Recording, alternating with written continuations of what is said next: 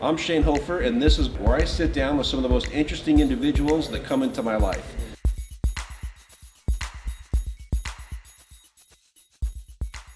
Today I am with Rob Donley, a mechanical engineer who's been a roundabout friend for a few years now, that we're just finally getting to sit down and talk a little more in depth about some common interests that we have. We have some shared thoughts on business that we wanted to bounce off of each other, which thought it would be an interesting conversation. So Rob, thanks for taking the time to come down and be on our podcast. Thanks for having me. So why don't we start? Why don't you tell me a little bit about your background? So background from me, I grew up here in Golden, Colorado. Originally wanted to be an airline pilot, and went to flight school at University of North Dakota. Made a career pivot change and came back to pursue, one of the subjects I loved in high school was physics and engineering, so I thought that was a natural place for me to go. So I came back and went to Mines to do my undergrad degree, and then started working research and design for, really I was a chemical engineer to begin with, doing research and development in the alternative energy space, then moved over to medical devices, and I've been there for most of my career. Fantastic. So one of the things that, as I was preparing for our interview, and I was just looking over your LinkedIn, your education obviously stands out. And this is an interesting topic that I'm trying to figure out just as a parent and an employer, because I see so many people come through here that work at Rocky Mountain that we have people with degrees in political science, in biology, in accounting, and they're not using these degrees. They're in roles, they're in sales, they're in marketing, they're in graphic design. You're one of the few people I've seen that comes through here anyway, that has taken their degree and are using it and seems to really enjoy what you're doing. You've been doing this now for what, 14 years now you've been in this space? Yeah, if my math is right? Yeah. And we touched on this just before we came down here. How did you get that clarity that you wanted to go and do this? Because I see there's so much pressure, that's what I say as a parent, there's so much pressure on kids to, hey, you're out of high school, go pick your degree and go to school. And I didn't know what I wanted to do when I first got out of high school. And I think a lot of people rush into that. How did you get to that place where you ended up spending a lot of money on your education, but you're using it? How'd you end up there?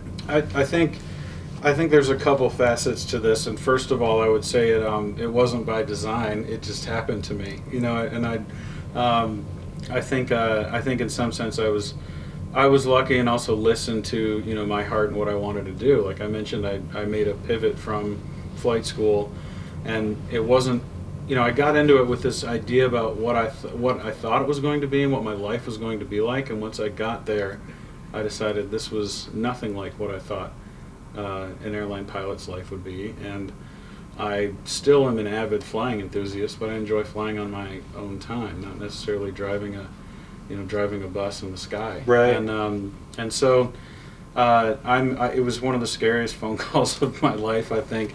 I grew up with a mother that had expectations for me that were somewhere in the atmosphere of Mars, and so there's good and bad to that. I had a constant pushing and driving force from when I was young. I was a competitive pianist and Eagle Scout, and played a variety of varsity sports, and she always wanted me to excel in everything that I did because she thought that excellence was what was best for me.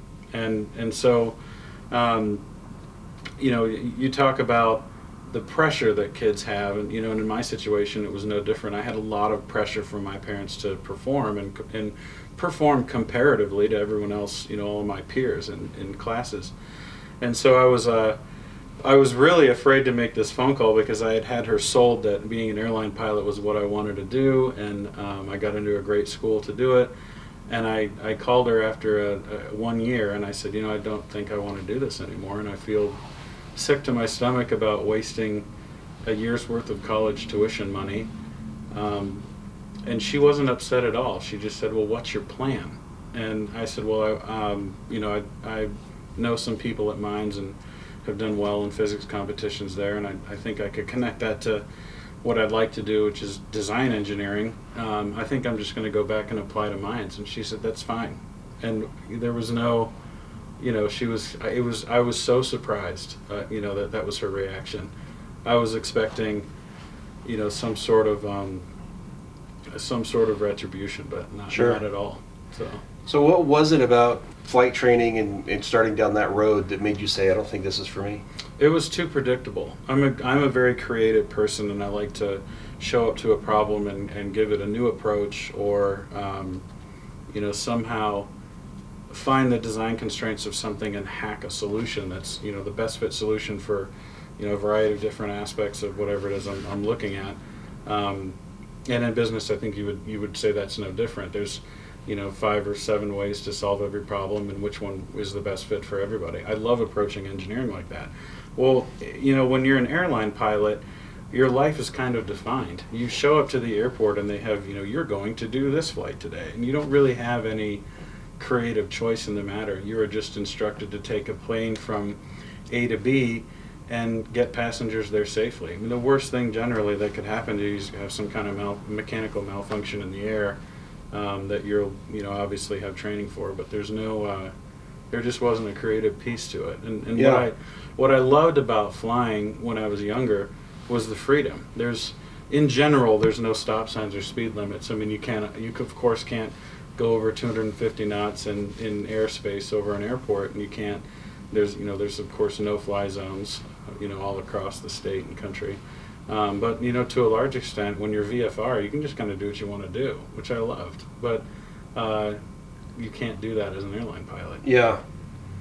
That was, we had just figured this out before we came down to film, that we both started our post high school careers to become airline pilots, and I ditched it as well for slightly different reasons.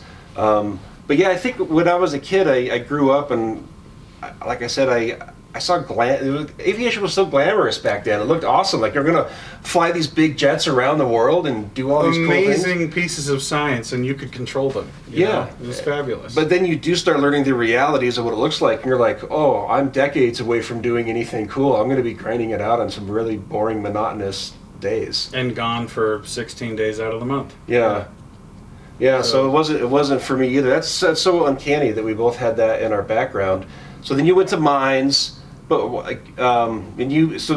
one of your catalysts to go there? Just you said because you seen other people succeed going down there. So actually, probably the catalyst goes back to high school. I had an absolutely wonderful physics teacher, and who encouraged me to go into the AP program after taking physics. And there was a competition they had called the Physics Bowl at Mines, and he said, I'd like you to be on our school's team to go submit, and we won. We competed against every high school that entered a team in Colorado, and took first and second place. So that was pretty cool. And what I found out was physics was a great way to understand the boundaries of a problem, not necessarily reach a solution, but understand what a problem is and start quantifying it. And then from that point, I could have some sort of confidence in my creative vision to solve a problem. If I knew where a problem started and stopped, then I could design something in between. And so I enjoyed it. It was obviously one of the more prestigious schools in Colorado, and I thought that I had a good chance of transitioning and getting in. And I did. I just came back and met with an admissions advisor, and they basically said, "See you in a couple months." So that was it. So then, what advice are you going to give to your daughters as far as what? I know it's a long way away. Are you going to tell them to go to college right away, or do you want to, how do you prevent them from ending up like so many people that end up at Rocky Mountain with expensive degrees and college debt and they're not using it? So I think this is also kind of interesting because I had a second career pivot that I could talk about maybe later. But my sister Sarah, I have 3 sisters. Her daughter just graduated high school this year and was accepted into the construction management program at Colorado State, and but she lives in Toledo, Ohio, and I think one of their families long had an affinity for Colorado, like mine has, but she is taking a gap year, and I thought it was so interesting.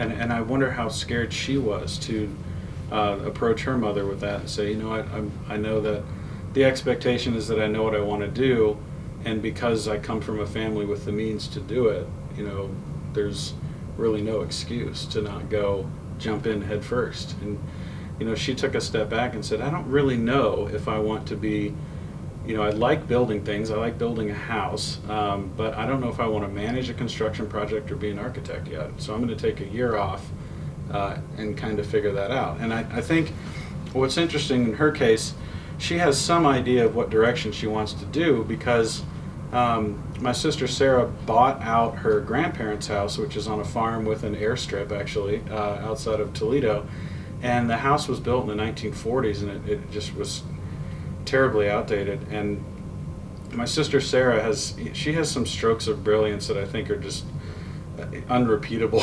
And one of them was she wanted her 2 kids to be a part of the remodel of the house, and I think they were maybe 9 and 13 at the time.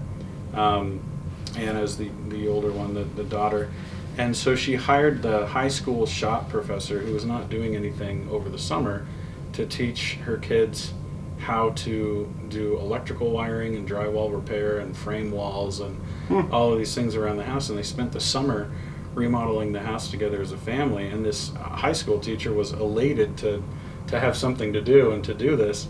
And it sparked some sort of passion in Anna that this is what she wanted to do. And I think when I think about what my job is to my kids in terms of inspiring them on their journey to find out what they'd like to do, it's giving them a plethora of experiences and letting them see what's out there and then decide. And I think a challenge that I saw in my peers growing up is that everyone did have so much pressure to perform that people weren't doing things that they enjoyed to do. They were just doing things that put points on a board. And whether that be studying for advanced testing or competing in music or sports or what have you, are those the things that they would do if they had all the money in the world and no commitments? I think that's often an interesting question. Yeah. So I thought it was great that Anna's taking a year off and going to really hone in on what she wants to do and understand what she wants to do by the time she gets to college. I thought, and you thought, I think in the beginning, that we knew what we wanted to do, and then we got into it and said, and we were smart enough to say, whoa, that's not for me long term, and we just kind of figured it out. But I think some people are stuck in professions that they don't like, so they have degrees that they are using. Yeah, that's that the flip they don't side. Enjoy. Yeah. But then you also have a lot of people that have degrees that they're really not putting any rubber to the road with, and they're doing something else completely. Yeah, it's I don't have the magic answer. I see eye to eye with you on a lot of all of that.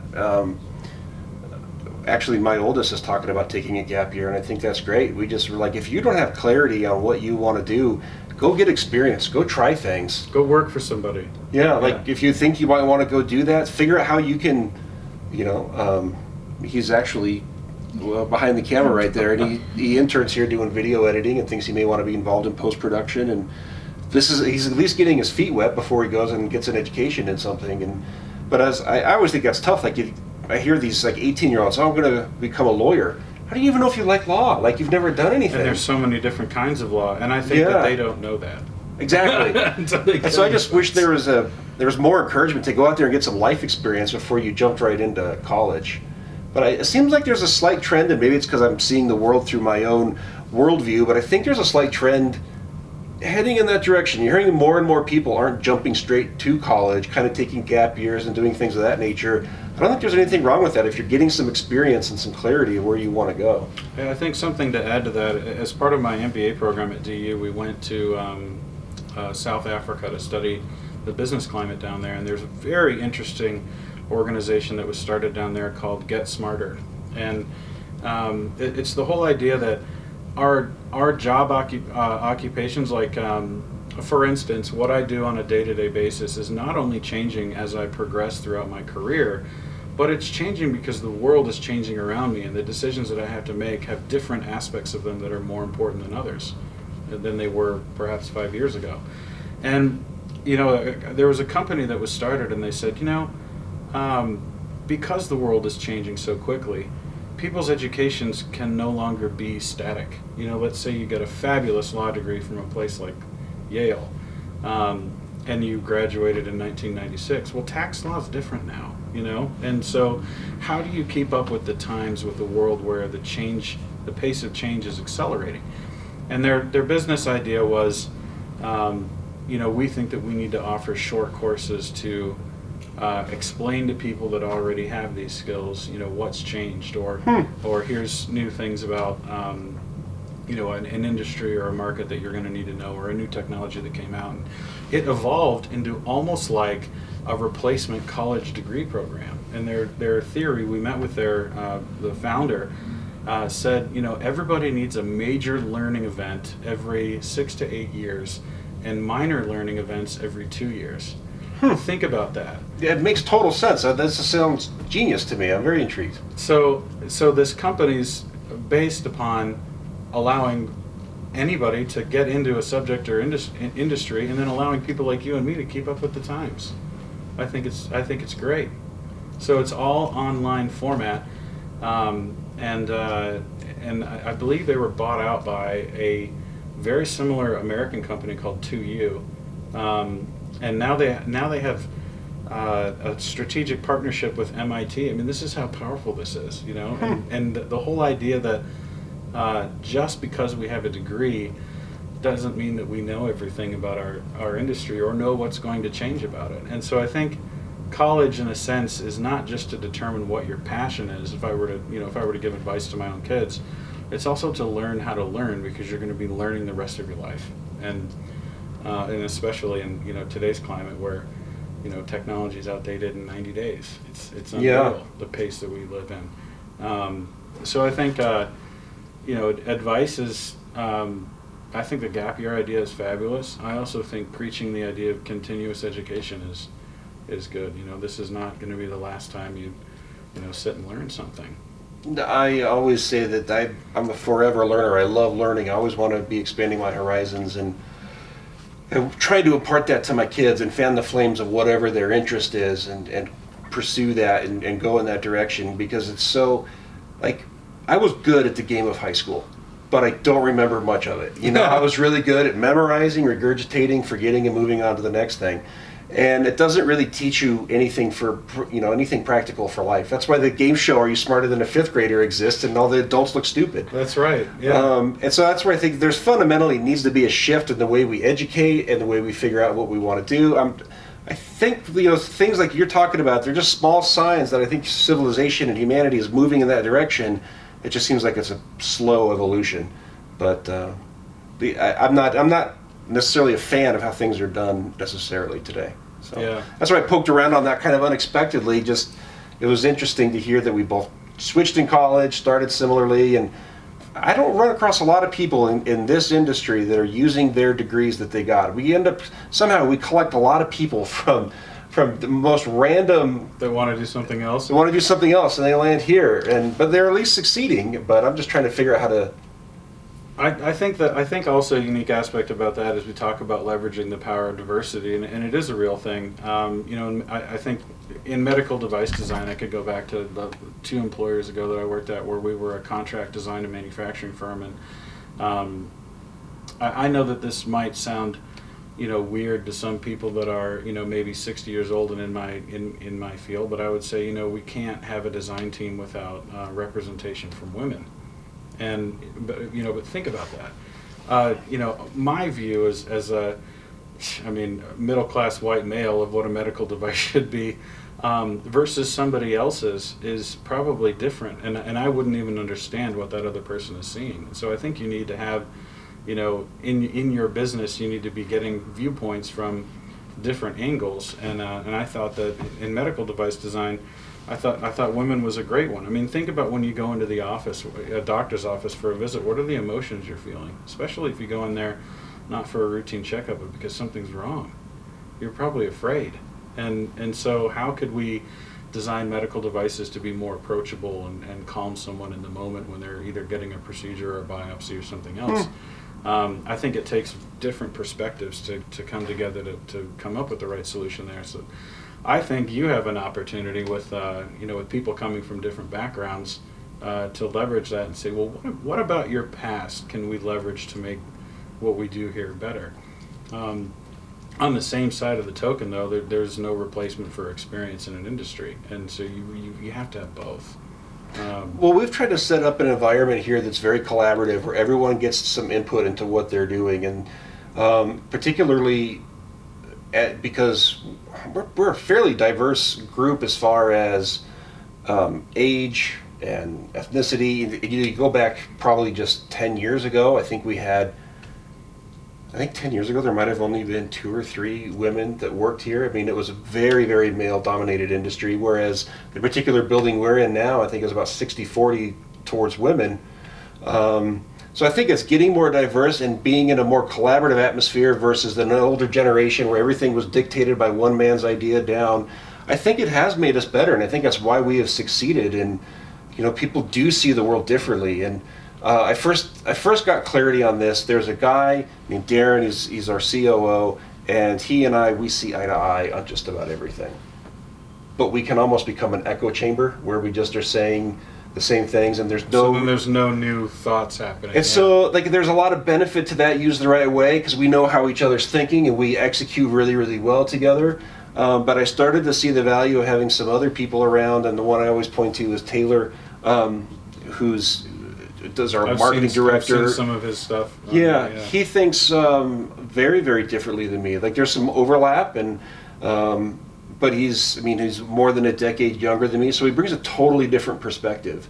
But there's a mutual respect that goes on there, and so we bounce ideas off of each other, and he can kind of learn from my experience, and I can learn from, like, man, I never would have thought about that, and we kind of push each other. He pushes me outside of my comfort zone a lot, and a lot of those, sometimes I've shut things down based on my experience, and other times I've been like, that's so crazy, it just might work. Yeah. And so I think we're better for that. So I'm a big believer in just getting ideas from all over the place. Because I saw that with my dad. It got stale sometimes. He just kept doing things one way. And the same way. Yeah, and it did work. It got him to a certain place. But that formula is probably going to need to evolve as the world evolves. And the more we get people in here contributing, I feel like it's helped us to evolve faster and always be at the forefront. Yeah, I think for me the happy balance is having that grounding of being an experienced leader in an industry and having a source of new ideas that are coming from the outside. So let's shift a little more to your career. You do cool sciencey Yeah, sometimes. So what like you design products, make products. What do you do for the layman? Basically I am able to take someone's experiment, like let's take into account, one of the stories was there were 4 biochemists in San Jose that came up with a new way of doing molecular diagnostics. They could identify a pathogen that you were infected with by using lasers instead of waiting for like a cell culture. So like a strep culture, takes like 7 days or something for enough bacteria to grow for them to see it. These guys could do it in like 3 hours by using light instead. Wow.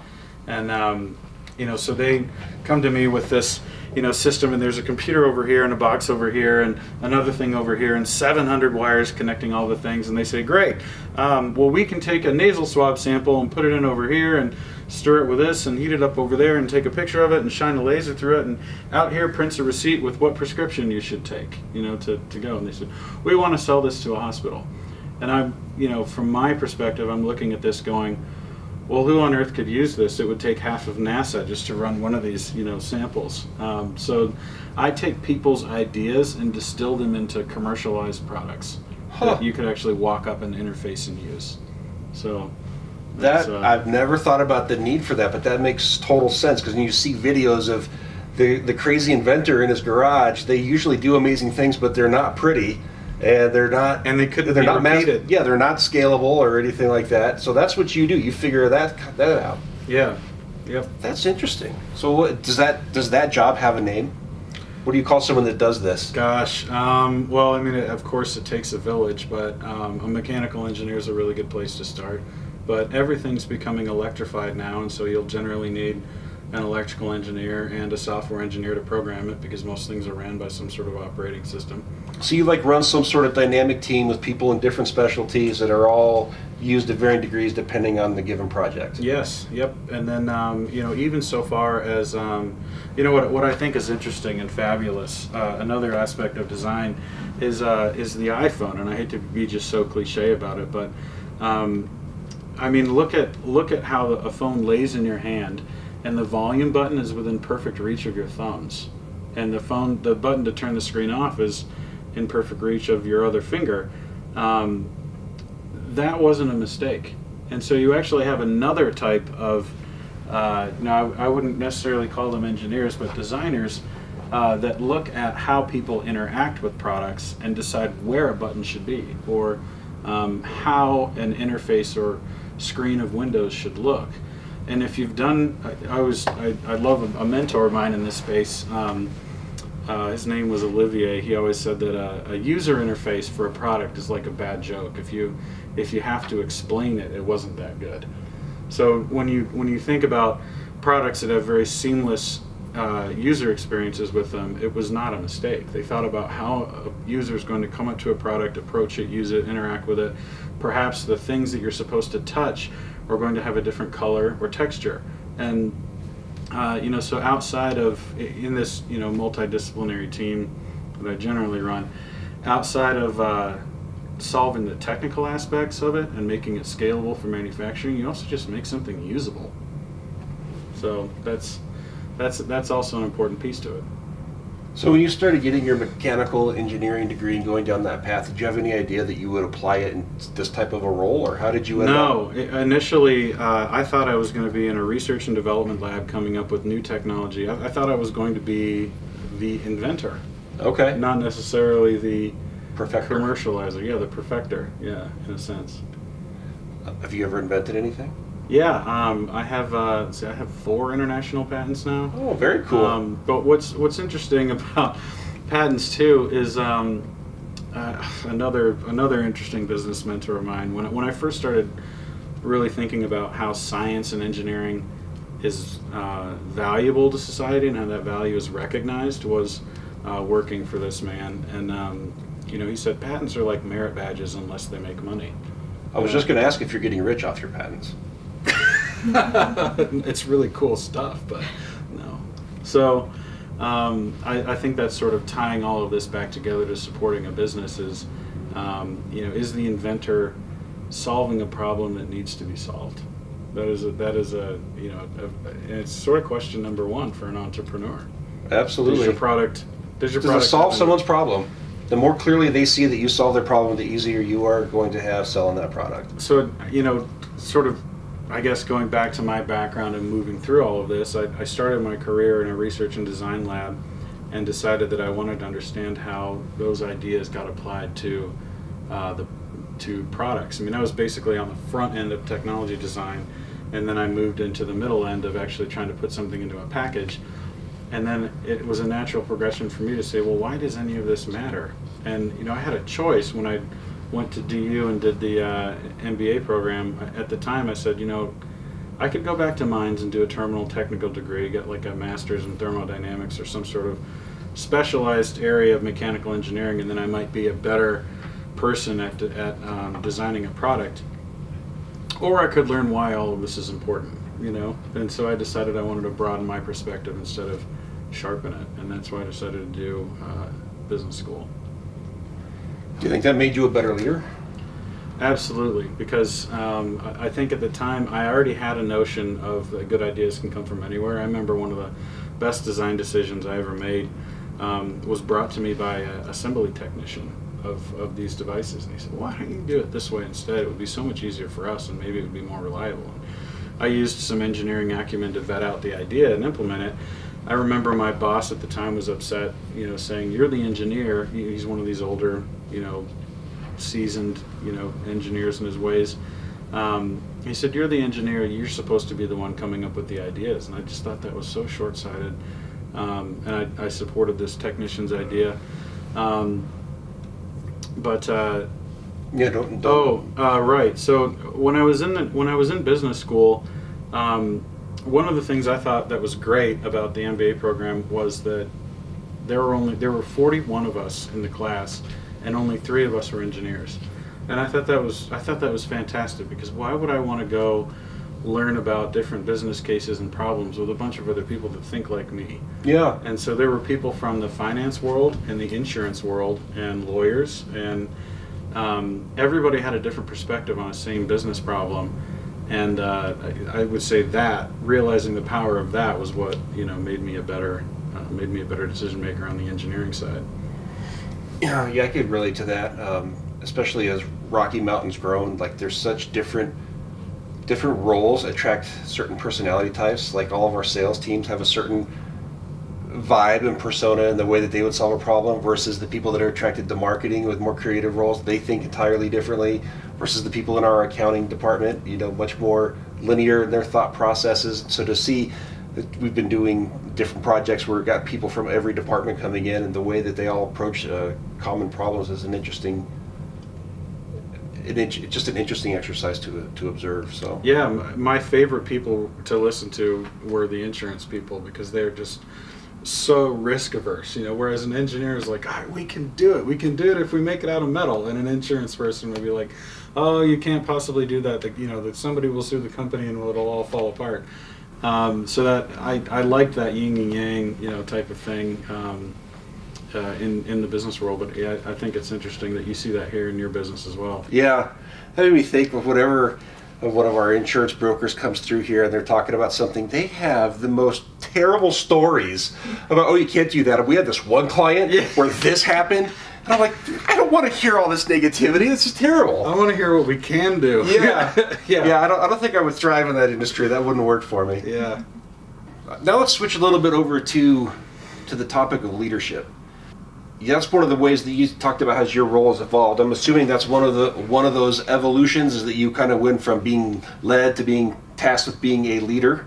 Am I correct in that assumption? Yes. How did you learn to lead? Did your company that put you in that role, did they teach you to lead? Like, leading is an art in my opinion. And it's not something that's easily learned in a book or a class. I'm just curious, especially since your world is so different than running a lumber yard. Probably very different, but very similar in a lot of ways too. But how did you learn to lead, and how did you get good at it? Gosh, when I first started becoming a leader, I thought that in some ways it was going to be more difficult than it is, and I would say it still is difficult, but it's not impossible. Really, what I'm coming to find out as I progress through my career is it's just about people. No matter what business or industry you're operating in, it is about controlling people's emotions and keeping them engaged and giving them, I think that the 3 most important things. I guess I'd like to ask you a question in leadership.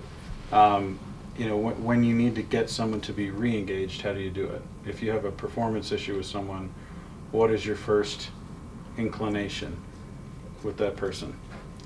If I find someone that's disengaged and looking like they're not happy with their job, I usually just start by having a very candid conversation with no goal other than, man, you don't seem like you're very happy anymore. What's going on? You seem like you've lost your zest for what you're doing. So you start by listening. Yeah. So you got it.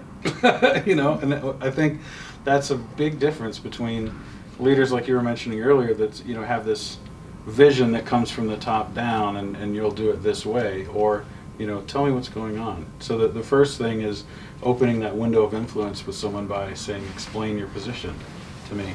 I think in general, everyone in life, or most of the people that I've come across, want to do a good job at whatever it is they're doing. And I think there's 3 things that matter the most that as a leader you need to provide to them. And the first is, some people just need to know what to do. Some people don't know what to do in their job, or they're in a situation where they don't know what to do. So you can help them with knowing what to do. The second thing is, they don't know how to do it. So if you ask someone to, sort of maybe use a new accounting system or something to keep track of a customer order or whatnot, and they've never used that before, they could get frustrated and disengaged because they're operating with, in a place where they're expected to have skills that they're unfamiliar with. And the third is, people like to know that what they're doing is important. And so I think a core part of leadership is focusing on a listening conversation that also sort of reveals those things to the people that you're leading, what to do, how to do it, and why it's important. And I think, for me, that is generally what keeps people engaged from a leadership perspective. But that's really leadership in terms of like microeconomics. Leading your team on their individual tasks. And I'm not really a micromanager, but what I'm saying is like what tasks you're delegating. When it comes to some subject like strategic leadership and where you're defining the vision for where a company is going. I think that's where, in leadership you get to assess what your team is capable of in terms of scaling your business and the directions you could go. And then you paint a vision to get there. And whether or not you have to raise capital or, change how you're spending money to do it, then you execute. But at a very basic level for me, leadership is just people. So did anyone teach this to you, or is this life experience that you kind of figured this out? Absolutely not. I could tell you I thought that I needed a Mines degree, a PE, and an MBA to be any good at leadership. And it turns out I don't need any of those things. It's really just managing emotions. Yeah, 100%. You and I see eye to eye on that a lot as well. I feel like I learned by observing my dad for a lot of years. I saw what he did that worked and what he did that did not. And so you got to vicariously experiment with him, Yeah. And I saw that he was generally a poor listener, and he was misperceiving situations left and right just because he didn't listen. And the answers were right in front of him if he would let the other person talk a little bit more, and they could probably find something and find the solution, find whatever it was that he needed. And then I had to learn that leadership requires a lot of flexibility. So I figure a lot of my vision out by asking the team where we can go, what opportunities they see, because if they see a path of great opportunity and where we can go, and they're already passionate about it, that's a huge chunk of the battle. I don't have to fan the flames and sell them on anything. Not at all. So that's going to be, all right, great. Is that an alignment? Yeah, we can do that. We're going to build off of that. And so I get a lot of it from there, and then put things into perspective, like you said, letting people know, why what they're doing matters. And I mean, on their small scale, just today, what their day-to-day role, why it matters, and what our company is doing in the larger scheme of things and why it matters. And I think that's never been more important than today. I think a generation ago was more like I have a paycheck and I don't really care, I'm getting paid. People want fulfillment now, and that's why people burn out. They get burned out if they're not feeling fulfilled and they're just doing a job because they can't do it. And so I think the key to happiness is feeling like I'm tangibly contributing something of myself to something bigger than myself to achieve this thing, whatever it is. It's a purpose. It's a meaningful purpose. Yeah. I completely agree. Yeah. So I think that's what's been a huge portion of our secret sauce was just drawing that in and realizing, and it made my job so much easier because my dad basically insinuated I needed to have all the answers in every situation and always know the perfect plan for what we're going to do next year. And like sometimes you're just not inspired, you just don't have clarity. So you talk to your people, and I've yet to, if ever I don't know where to go, there's always you have a few conversations and you're like, oh, that's the opportunity. There's passion behind that. There's a whole bunch of people here that are passionate about that. That's where we're going to go. Yeah. Yep. Well, let's switch off of the serious stuff and let's talk about what we got going on here. So this is an interesting, I've watched some of your series on whiskey and watches, and I've as I was following your blog and mostly Instagram posts, I thought that the story about this whiskey in particular was very interesting and paralleled a lot of your upbringing in life and coming here now. And who here listening knows that Japan is a large whiskey producer in the world. I didn't know that. So I think real quick, people think because I did whiskey and watches like I'm some like whiskey connoisseur. I'm really not. I enjoy whiskey. I don't know anything about it. So when you wanted to come on and like tell me a little bit about these Japanese whiskeys, and then I started to hear about them more as it became in my awareness. I'm like, wow, there's a whole world I don't know about. So you taking the time to come on here and teach me about it is awesome. So thank you. Yeah, no problem. So you know what's interesting? This guy. That started this also somewhat of a non-traditional education. His parents were owners of a sake producing company, which you would think is like the national spirit of Japan. Right. Certainly not whiskey. And you know, he went and did a apprenticeship in Scotland and learned how to make whiskey in Scotland for something I think like maybe 13 years. We could Well, that is look not a up the short story. apprenticeship. No, well, I mean, in Japan, that's probably about par for the course. Yeah. Because you master subjects. You don't Yeah. really go to college. You know, if you're in a vocation, you master something under somebody else. And he brought back whiskey to Japan and like started this entire industry. And so I think what was interesting is he saw what his parents were doing. He went and learned a different way to do it, and came back and then did it better. And I thought there were so many parallels, and you know, so I had texted Susan and said, hey, you know, if you're into the whiskey and watches thing, here's a couple whiskeys you should, you know, they're on allocation, so you do not see them very often. But if you ever see this on a shelf, if you ever see these 4 or 5 on a shelf, you have to get it just for the story. And I remember, I think she sent me a message one day and said she found this. And I said, great, that's the one we'll do an episode on.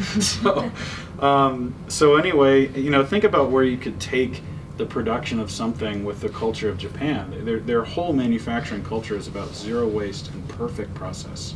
Yep. And so if you were to, you know, take knowledge from the Scots about how to produce great Scotch whiskey and take it back to Japan, where you have this knowledge of producing supremely high quality products, where could you go with that? And it turns out, I think he went back and originally worked for Suntory Whiskey, or Suntory Distilling, before starting Nika Whiskey. But anyway, this is the product, and it's got to be. How long have they been around now? You know, he was born in, I think, 1897 and started the company in maybe 1920. Maybe So 100 years-ish. 100 years-ish. So, and then I think he died in about 1970. But anyway, the brand was already off and going. This is a really cool one. So, what we're going to do today is have whiskey one of my favorite ways, which is just with a slice of orange. And so, you know, you have that here in your glass. And what I like about doing this is that it doesn't really add a whole lot of sweetness to the drink, because I don't really want to adulterate whiskey flavor too much with a lot of sugar. But what the alcohol does is pulls oils out of the orange peel, Okay. and makes it just sort of very citrusy nose when you first breathe into it. And then, you know, what we're going to do after we take our first sip is we're going to add just 2 drops of water from this bottle and swish it around, kind of like wine that's been aired, and then sip it again and see if you notice any differences. All right, well, let's do it. Cheers. Cheers.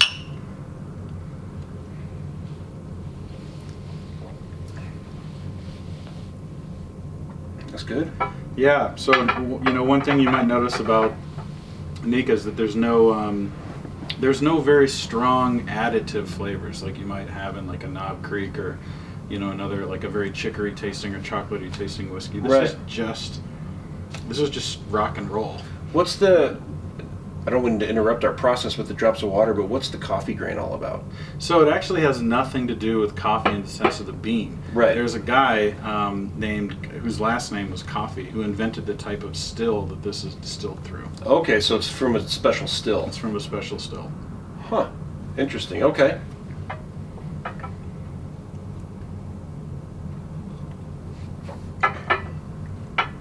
That's good. It's had some time to breathe, so some of the alcohol's probably dissipated off, but it's smooth. It doesn't burn terribly, or Not even with an ice cube.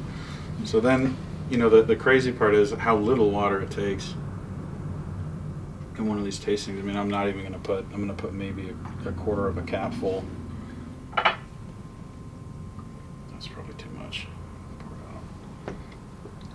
So swish that around.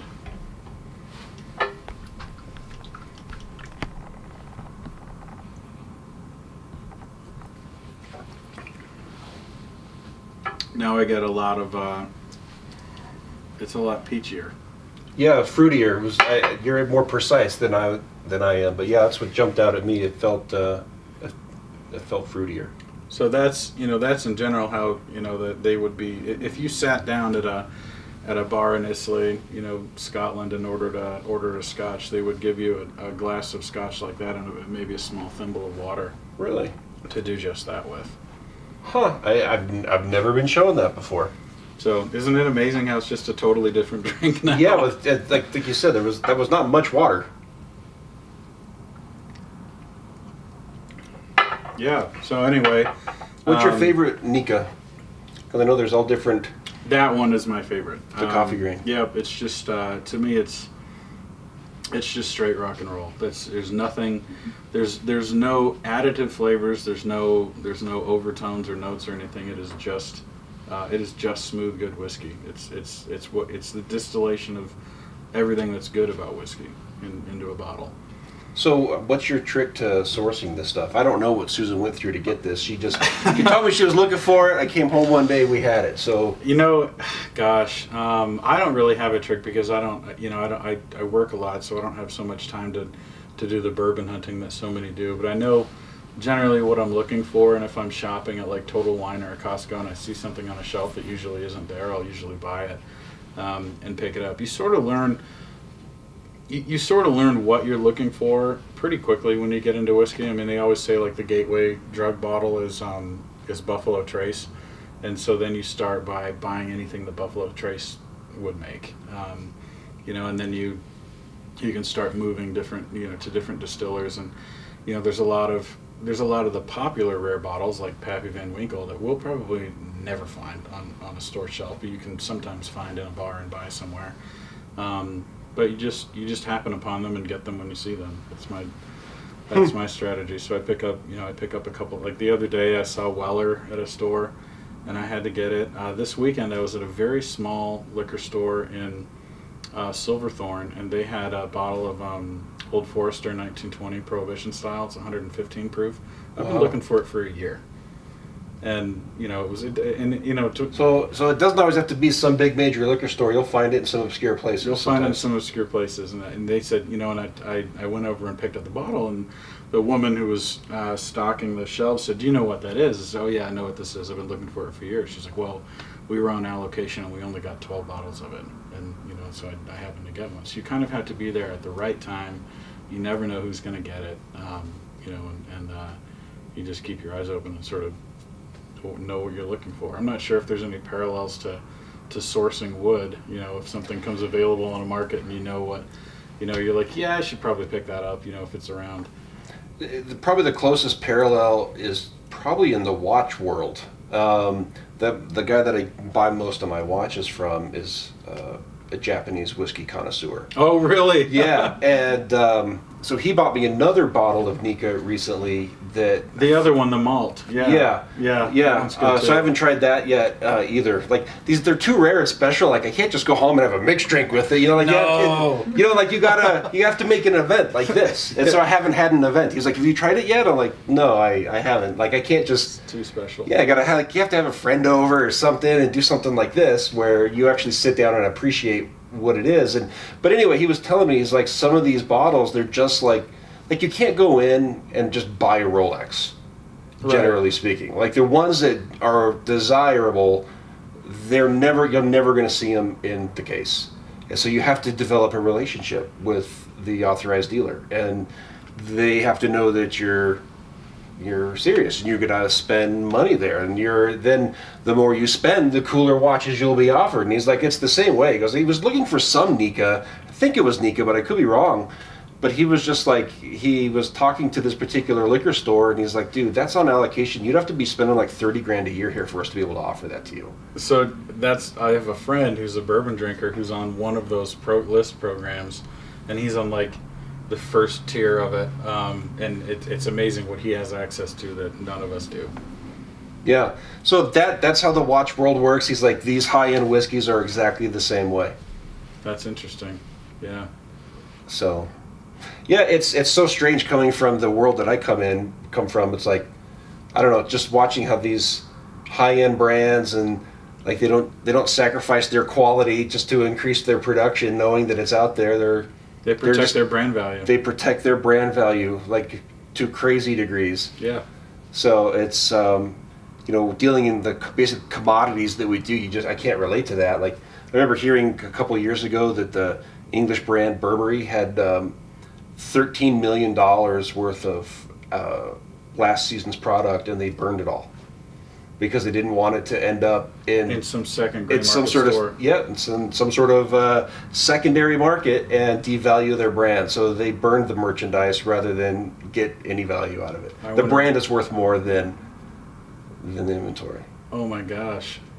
And that's just such a foreign concept to me. So we always talk about outside perspectives, getting other people's perspectives. I love watching two different business models because they're very, very different from ours. I love watching Airbus versus Boeing because it's such a simple exercise of watching competitors. There's really just two people that make the big jets. And then I also like watching the luxury brands because it is the complete opposite of the way we do things. Like you think about Rolex does approximately $4 billion a year in sales, 800,000 watches a year. If I walk into any of their authorized dealers, I'm not going to see any of their hottest models. Right. And you're like, that's such a strange concept to me. Whereas like we do everything we can to have everything in stock all the time, so as soon as someone walks in, they can walk out with it. Right. So I think you know who I love watching compete is Home Depot and Lowe's. And if you look at their 10Ks, they're just completely different companies. Home Depot finances their growth with debt, and Lowe's is much more of a bootstrapper. And if you look at how long it takes them to turn over their inventory, even that strategy is different. So I think that's really interesting. You like to watch two different strategies of a business, but they've both done very well, right? It's just two different ways of doing things. Yeah. Yeah. It's great. That's actually fairly potent stuff because we did not drink much, and I can feel that a little bit. That's interesting. I mean, granted, it's also 2 in the afternoon, so how often am I drinking whiskey at 2 in the afternoon? I think it's only 45 proof, or 45%. Maybe I didn't have a big enough lunch. That Old Forester 1920 is like, I mean, it'll put hair on your arms. It's wild stuff. What's your favorite high-end obscure whiskey? That's a top 5 right away. I really like the Angel's Envy is finished in port wine casks. That's I'm not familiar with that one. That one's more readily available. Blanton's is not really available, but also very good. And then Weller's really nice. The Weller Special Reserve you can find it. It's a modeled after Pappy Van Winkle, so it's a wheated bourbon. And then I guess it depends on what I'm doing with it too. In the wintertime, I really like smoky scotches, so I really like Lagavulin. I've actually never tried that. I haven't found a lot of scotches I like, but I'm gonna butcher this name. I always say it wrong, but I just had a bottle gifted to me that I really like. Balvenie. Yeah, Balvenie. Yeah, I really like that. The Balvenie really Double was really nice. Yeah. So I have a bottle of that up in my office. Yeah. Let's see. What else do I like? I'm trying to just go through my liquor cabinet. Oh, there's a new one that came out. I guess there's 2 that remind me now. There's a new one that came out maybe 5 years ago. It's called Wyoming Whiskey. It is awesome. I think it's like a $40 bottle. It is. You can drink it just straight like this. It is just really great stuff. But my favorite right now, my number one, I think it's probably the best small brand whiskey I've ever had, and it's from Laws here in Denver. And you should go do the tour sometime if you want to get into this disease. But they were around before whiskey was cool, so they started their operation in like the 70s or something. Don't quote me on that, but I think that long ago. And they took grain from the San Luis Valley, which is down near Alamosa, and made a San Luis Valley rye with it. And I think it's one of the most perfect distillations I've ever tasted. I bought 3 bottles of it at Total Wine after I had the first one. A friend gifted it to me for my birthday, and I thought it was so good I found it on a shelf and bought 3. And it's kind of hard to find. And I for $45, it's one of the best whiskeys I've ever had. And they're local here. And they're local here. I'll have to check that out. What you don't find that very often, because a lot of local whiskey shops, like I also like High West a lot. They're out of Park City, but you taste the copper still in whiskey, and a lot of people don't like that. And I don't like too much of it. And you taste it a little bit with them, but this Laws product, I mean, it just tastes absolutely pure. And you taste the land. It's just an amazing experience. I'll have to give it a try. Well, thanks for taking the time to educate me a little bit. I have a new appreciation for the Nika. It's really good. Yeah, I like it. So thanks for pointing me in that direction. And thanks for taking the time to come on today. It was fun. I enjoyed our conversation and getting to know you a little bit and understand the world of engineering and cool science. Yeah, no problem. Thanks for having me. All right, thanks, man.